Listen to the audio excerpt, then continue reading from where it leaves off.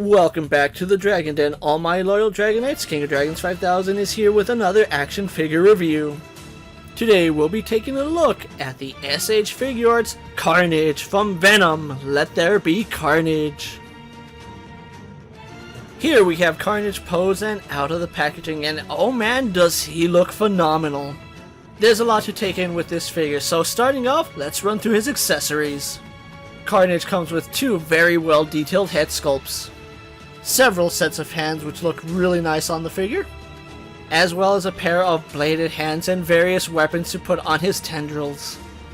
I guess if you really want to include the tendrils as an accessory you can, but they're pretty much supposed to go on him at all times. So with his accessories out of the way, let's run through Carnage's immaculate details. Carnage here is very imposing, and I absolutely love what SH Figuarts has done with this character. For those of you who couldn't read the title, this Carnage is based off his appearance in the movie Venom, Let There Be Carnage. The sculpt on Carnage's head is done very well. I love what Bandai has done with this character. He has this milky glossy white eye which looks amazing, and the teeth on this figure looks very imposing. The sculpt work is very impressive, however I do feel like the paint could have been just a little bit better with some more black on his face. But overall it is a very fantastic head sculpt. Moving on to his body, Carnage has a lot of sculpted detail here on his torso, arms, legs. Everywhere on this figure is just jam-packed with detail. The sculpt work on his torso is very good. It looks like he peeled all the flesh off his torso, and you can see all the musculature underneath his skin. Add to it the black veins that run through this figure, just add the creep factor to this character, and I absolutely love it. You can pretty much see all the muscle and sinew on this figure, and it looks very good, and on the back of the figure you can see where his tendrils attach to him. His arms continue that very musculature look to them, with the black veins going through them, and it looks phenomenal. He also does have some dangly bits there coming out of his arms, and those are sculpted really well.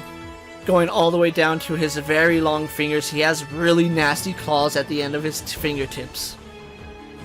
One of the low points of this figure I have to point out is the design of his crotch piece. The look is okay, there's just too many moving parts on his pelvis to actually say it looks good. His legs carry over that really deep crimson color, which always looks good here on Carnage. And as you would expect, the peeled flesh looks very good on his legs, where you can see all the musculature and the sinew on it. And just like with his arms, there are some tendrils starting to form on his thighs and on his calves. Carnage's feet are another point of contention for most people. Just like with Venom, he does appear that he has bare feet. Although the sculpt work on his feet is still very good, and the paint job is exactly what you would expect out of Carnage. And finally, taking a look at his tendrils, they look phenomenal. You can see all the sculpt work on it looks very good. The paint is also exceptionally well done with the black wash against the crimson. It's just very good. And at the end of all these tendrils, we do have various weapons for stabbing, slicing, and causing great harm. So overall, Carnage has done very well. Bandai has done an exceptional job here with Carnage, both in terms of sculpt work, paint job. It just looks very good here. But with his details out of the way, let's actually get Carnage compared to our usual suspects.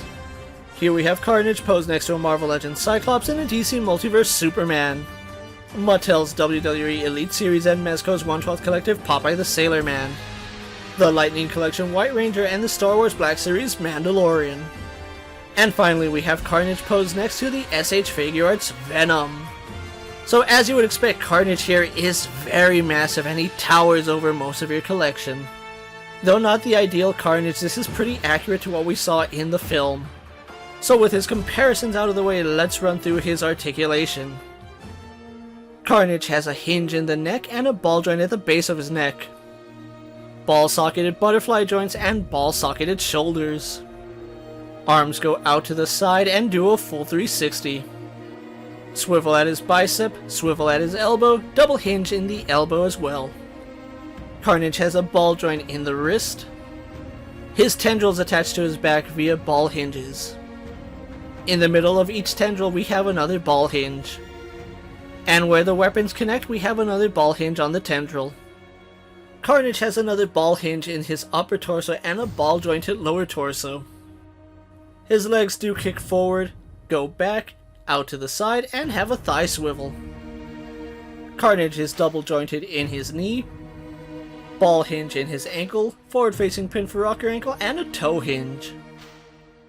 Despite being a very massive figure, Carnage here has some very impressive articulation. Carnage seems just as articulated as Venom, and I would have expected nothing less out of Figuarts. So with everything said and done about Carnage, let's actually get him posed for my final thoughts. Just like with the SH Figuarts Venom, the SH Figuarts Carnage is done exceptionally well and a very good figure by Bandai standards. In terms of accessories, I think this figure does a really good job, although I would have loved to see some more weapon hands and maybe some more stabby bits for his tendrils.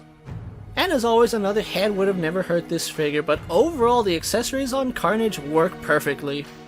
Where this figure shines the most, I believe, would be in his paint and detail. The amount of sculpt work went into this figure is exceptionally well done.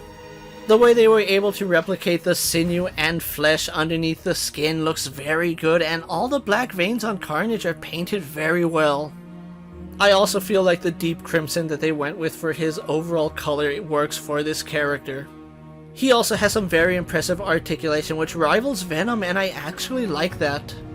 It is a little bit unfortunate that we only got 4 tendrils for Carnage, despite in the movie we saw like several dozen, but I do understand why Bandai went with just 4.